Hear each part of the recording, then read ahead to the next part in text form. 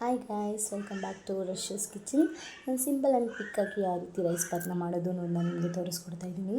ಮೊದಲು ಒಂದು ಕಡಾಯಿಗೆ ಎಣ್ಣೆ ಹಾಕಿ ಸಾಸಿವೆ, ಕರಿಬೇವು, ಶುಂಠಿ ಬೆಳ್ಳುಳ್ಳಿ ಪೇಸ್ಟ್ನ ಹಾಕಿ ನೀಟಾಗಿ ರೋಸ್ಟ್ ಮಾಡಿಕೊಂಡು, ಈರುಳ್ಳಿ ನೀಟಾಗಿ ಬ್ರೌನ್ ಕಲರ್ ಬರಬೇಕು ಅಲ್ಲಿವರೆಗೂ ನೀಟಾಗಿ ರೋಸ್ಟ್ ಮಾಡಿಕೊಂಡ್ರೆ ತುಂಬ ಟೇಸ್ಟ್ ಚೆನ್ನಾಗಿರುತ್ತೆ. ನೆಕ್ಸ್ಟ್ ಕಸ್ತೂರಿ ಮೆಂತಿ, ಟೊಮೊಟೊ, ಸ್ವಲ್ಪ ಸೋಯಾ ಸಾಸು ಮತ್ತು ಟರ್ಮರಿಕು, ಗರಂ ಮಸಾಲ, ಚಿಲ್ಲಿ ಪೌಡರ್ ಮತ್ತು ರುಚಿಗೆ ತಕ್ಕಷ್ಟು ಉಪ್ಪನ್ನ ನಾನಿಲ್ಲಿ ಸೇರಿಸಿ ನೀಟಾಗಿ ಅದನ್ನು ಫ್ರೈ ಮಾಡ್ಕೊಳ್ತಾ ಇದ್ದೀನಿ.